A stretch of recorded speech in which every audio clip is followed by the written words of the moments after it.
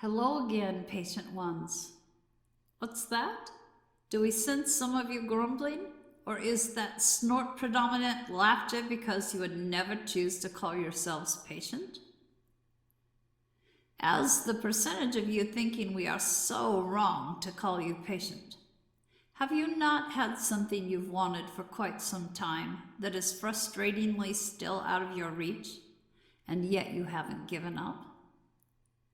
Yes, that's persistence, but it's also patience if you think of the amount of time you've held on to the vision.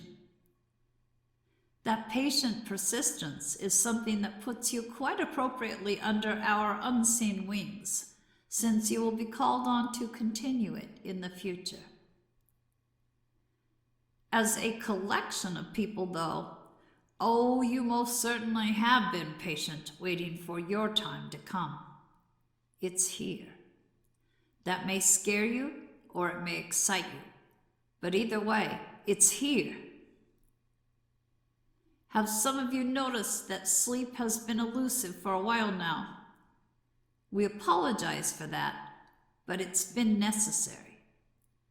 Hey, getting energetic gooses at night isn't as bad as if we'd asked you to go to the gym at 2 a.m., is it? In a way, though, you have been exercising. If some of you eventually conclude that others among you feel quite familiar, it's because they are. You could say you have been attending class at night, a curriculum different for each of you, but with a common thread of confidence building. The good news, though, is since you're here now, considering whether your place here may be appropriate, your sleep either has recently started to improve or will soon, because you're graduating to real-life implementation of all you have learned. Don't panic, not today, just a heads up, along with an apology about your sleep challenges. Now we're going to call out our channeler for a moment. It didn't take her long to realize that she was not just a channel for our messages to you, but also very much a part of this collective. And she assumed that gave her permission to start butting in with questions that frankly bordered on accusations on one particular subject.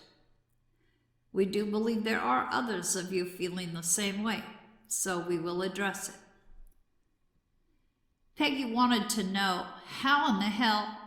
Well, that's how she expresses herself, and we want to honestly portray the discussion. She is supposed to be confident about stepping into the light of attention when the last several months have made her believe she can't be confident about anything, since so many things have changed. She wants to know how in the hell she's supposed to quit waiting for the next lesson to change everything again. She may not appreciate that we point this out, but we were told that it's been so much worse than waiting for the other shoe to drop. It's been like constantly watching the sky, waiting for a meteorite to burst into vision and then destroy whatever it falls on in her life. Can you relate?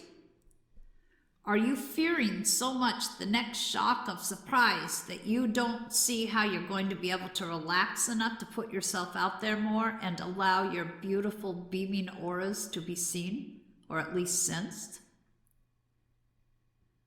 Wish we had something for you that was akin to a magic wand, but the truth is, you are just going to have to start trusting us. We know your lives have not exactly provided you with any kind of tendency to trust. But there is your answer. You are going to have to decide to quit expecting the worst solely on our guidance that you should. Told you it wasn't a magic wand. This is where your work starts, should you choose to take it on. It's nothing physical, nothing tangible you have to produce. It all comes down to choosing differently. It may sound impossible, but it's that simple. You can continue to be always going through life with one eye open for suspicious activity, or you can choose to open both eyes to expected fan-fucking-tastic things.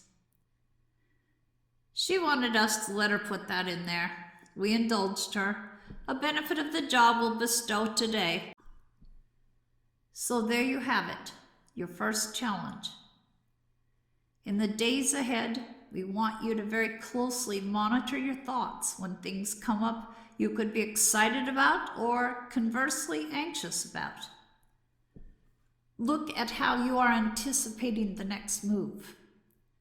If there's a concern, a fear about something, stop for a moment and dissect what you're feeling and thinking will happen next. Think about whether that's really what you want to put your money on.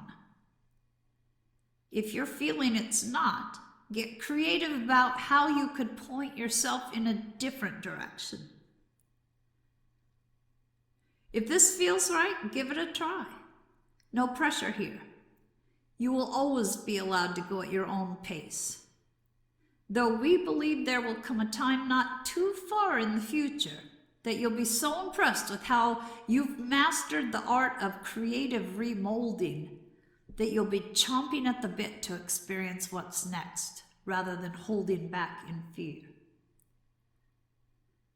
Now, what if what comes your way appears to be something really amazing, rather than something scary? Bet you're a step ahead of us already. Same process of dissecting thoughts and anticipated outcomes, but here you will have to turn down the dial of disbelief that anything exciting or good could come your way for very long before something goes wrong. You know what we're talking about. Busted.